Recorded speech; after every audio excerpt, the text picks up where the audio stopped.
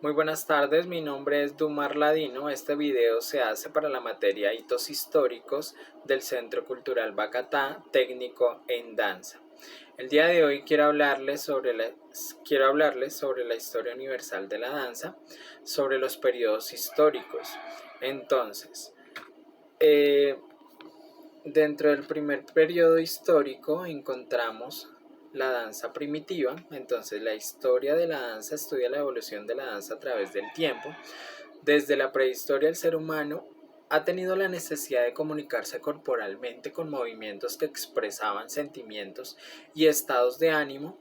Estos primeros movimientos rítmicos sirvieron igualmente para ritualizar acontecimientos importantes, nacimientos, defunciones y bodas. En principio, la danza tenía un componente ritual que celebraba en ceremonias de fecundidad, caza o guerra, o de diversa índole religiosa, donde la propia respiración y los latidos del corazón sirvieron para otorgar una primera cadencia a la danza. Eh, de esta manera podemos ver cómo en este periodo la danza primitiva se muestra a través de danzas, o sea, a través de movimientos, los cuales ellos hacían como ritos para poder celebrar rituales, celebrar nacimientos, y también con esto expresaban guerra hacia otras tribus, hacia otras comunidades. Dentro del segundo periodo encontramos la danza en la antigüedad.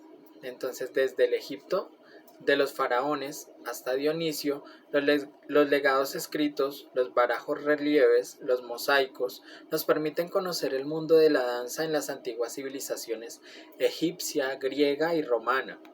En el antiguo Egipto, las danzas ceremoniales fueron constituidas por los faraones. Estas danzas que culminaban en ceremonias representando la muerte o la reencarnación del dios Osiris, se fueron haciendo cada vez más complejas hasta el punto de que solo podían ser ejecutadas por profesionales altamente calificados en la Grecia antigua. La influencia de la danza egipcia fue propiciada por los filósofos que habían viajado a Egipto para ampliar sus conocimientos.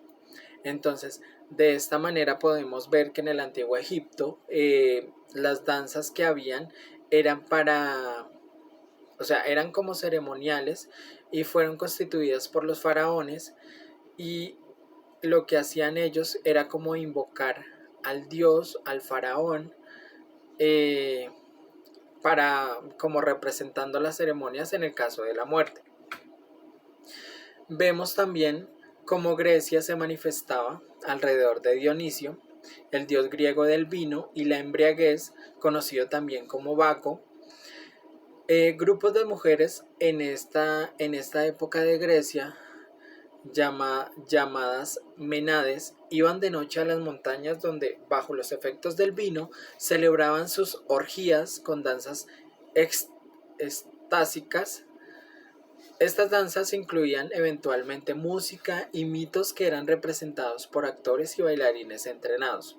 A finales del siglo V a.C., estas danzas comenzaron a formar parte de la esencia social y política de la antigua Grecia. Entonces en ellas veíamos cómo las mujeres danzaban embriagadas en busca de situaciones amorosas o en busca de tener, eh, no sé, situaciones en las cuales comprometían tanto el vino con la embriaguez que tenían, y de esta manera ellas danzaban para poder tener relaciones. También encontramos cómo Roma se manifestaba. Entre los romanos, la aceptación de la danza por parte de los poderes públicos fue cayendo hasta los 200 años antes de Cristo. La danza formó parte de las profesiones romanas, festivales y celebraciones. Sin embargo, a partir del 150 a.C., todas las escuelas romanas del baile cerraron sus puertas porque la nobleza romana consideró que la danza era una actividad sospechosa e incluso peligrosa.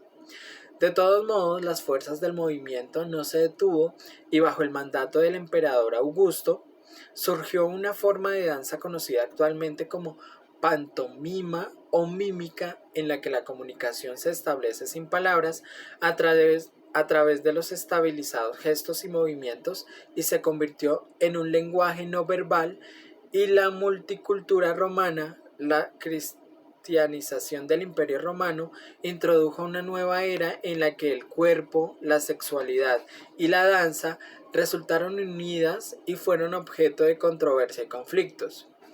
Entonces mostramos que en Roma, en el periodo histórico, ellos adoptaron la danza gracias al emperador Augusto y convirtieron los movimientos en controversia, en situaciones de conflicto, y miraron que la danza formaba parte de sus procesiones romanas, empezó a formar parte de sus festivales, empezó a formar también parte de las celebraciones que ellos hacían como rituales para esta época.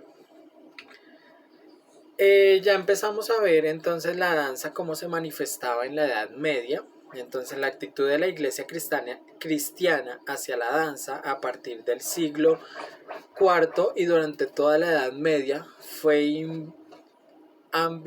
ambivalente. Por un lado encontramos el rechazo de la danza como catalizadora de la permisibilidad sexual, laxivia y éxtasis por líderes de la iglesia como Agustín, cuya influencia continuó durante toda la Edad Media.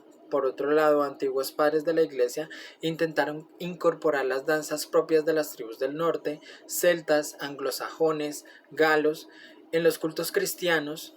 Las danzas de celebración estacional fueron a menudo incorporadas a las fiestas cristianas, que coincidían con antiguos ritos de fin del invierno y celebración de la fertilidad con la llegada de la primavera. A principios del siglo IX, Carlomagno prohibió la danza, pero el bando no fue respetado. La danza continuó como parte de los ritos religiosos de los pueblos europeos, aunque camuflados con nuevos nombres y nuevos propósitos. Entonces vemos ya como la manifestación en la Edad Media. Entonces la iglesia no permitía la danza, sino pensaba que la danza era algo inapropiado para esta época. Entonces vimos cómo gracias a Agustín la danza cobró parte en esta época y pudo surgir a través de ritos religiosos de los pueblos, y asimismo se fue evolucionando. Durante esta época surgió una danza secreta llamada la danza de la muerte, propiciada por la prohibición de la iglesia y la aparición de la peste negra. Nacida como danza secreta y extásica durante los siglos XI y XII, la danza de la muerte comenzó como respuesta a la peste negra, que mató a más de 50 millones de personas en 200 años. Esta danza se extendió desde Alemania a Italia en los siglos XIV y XV y ha sido descrita como una danza a base de saltos en la que se grita y convulsiona con furia para arrojar la enfermedad del cuerpo. Ya vemos que en el Renacimiento, entonces ya empezó la época del Renacimiento, y entonces en esta época nace el ballet. El Renacimiento trajo una nueva actitud hacia el cuerpo, las artes y la danza. Las cortes de Italia y Francia se convirtieron en el centro de nuevos desarrollos en la danza gracias a los mecenazgos o a los maestros de la danza y a los músicos que crearon grandes danzas y escala social que permitieron la proliferación de las celebraciones y festividades. Al mismo tiempo, la danza se convirtió en objeto de estudios serios, y un grupo de intelectuales autodenominados la Pléyade trabajaron para recuperar el teatro de los antiguos griegos, combinando la música, el sonido y la danza. Entonces ya vemos que en el Renacimiento empezó ya nació la parte del ballet, entonces empezaron los movimientos, empezaron ya más la parte de la corporalidad en cuanto a los cuerpos, en cuanto al movimiento, y esto nace en Italia y fue predominado en Francia. En el Renacimiento también trajo una nueva actitud hacia el cuerpo, las artes y la danza. Las cortes de Italia y Francia se convirtieron en el centro de nuevos desarrolladores en la danza gracias a los mecenazgos y los maestros de la danza, y vemos como en la corte de Catalina de Medici, que fue en el 1519 a 1589, que fue la esposa italiana de Enrique II, que fue donde nacen las primeras formas del ballet de la mano del genial maestro Baltasar, que dirigió el primer ballet de corte, una danza idealizada que cuenta la historia de una leyenda mítica combinando textos hablados, montaje y vestuario elaborados a una estabilizada danza del grupo. En Francia, Luis XV autorizó el establecimiento de la primera Real Academia de Danza. En los siglos siguientes, el ballet se convirtió en una disciplina artística reglada y fue adaptándose a los cambios políticos y estéticos de cada época.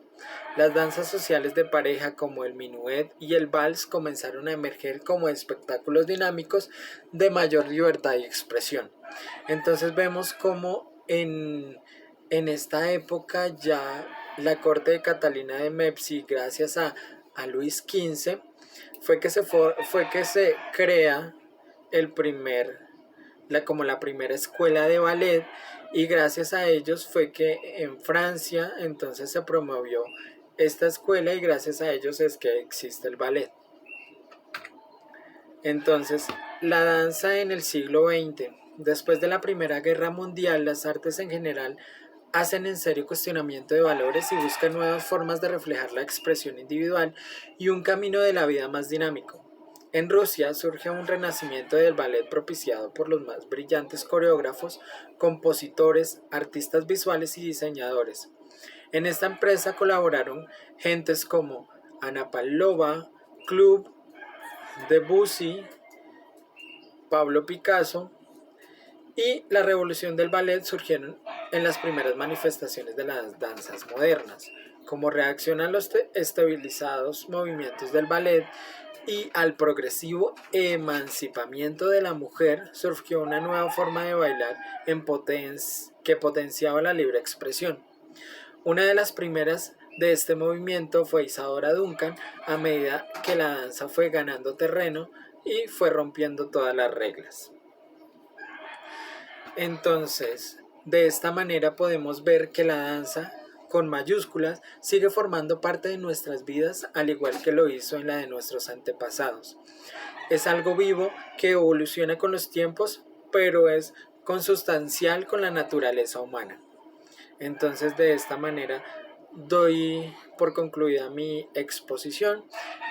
Quise darles a conocer más o menos cuáles fueron los periodos de la danza, qué pasó en estos dichos periodos y cómo nació, cómo evolucionó la danza a través de todos estos tiempos y a través de todos estos rituales, y cómo llega a la modernidad.